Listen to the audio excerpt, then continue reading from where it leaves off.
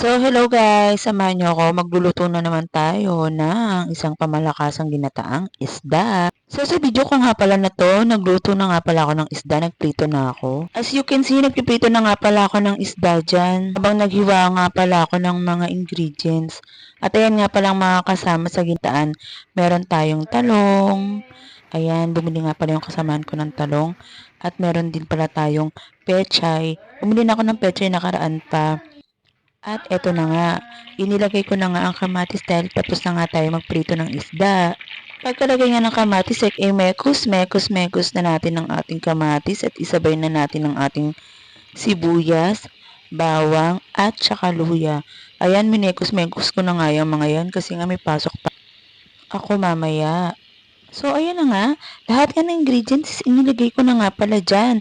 At minekos ko lang talaga yan sa pinagprituhan ng isda. At ihalo-halo nyo nga lang pala ang ating mga ingredients. Dapat talaga is talagang malasa ang ating ginataang isda ngayon. Alam nyo ba dati, talagang gusto kong pag-aralan yung HRM. Marunong naman kasi talaga ako magluto. Bata pa lang natuto na ako kung paano magluto. Kaya ayan, idinala ko siya dito sa UAE. At lagi nga ako nagluluto dito ng masasarap na ulam. At eto na nga, naglagay na nga pala tayo ng talong.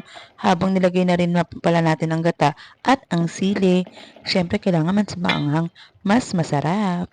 Papakuluin nga lang pala natin yan hanggang maluto ang ating talong. Tapos isasabay na rin pala natin ang pechay dyan. Hindi ko na nabidyohan guys kasi may kausap ako. Kaya ayan, yung video na lang ng talong ang ipinakita ko.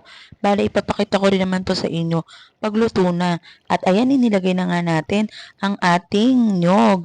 So, yung nyog nga pala nabili ng kasamahan ko, hindi masyadong maganda. Kaya naglagay na lang din ako ng powder na gata. Mas okay pa yun gamitin kaysa dito kasi mga frozen na tong mga to. Kaya nakita nyo naman, tinanggal ko yung nyog, diba? Kasi nga hindi ko siya bet. Magbubuo-buo pa sa ating ginataang tulingan. At eto na nga ang ating finished product.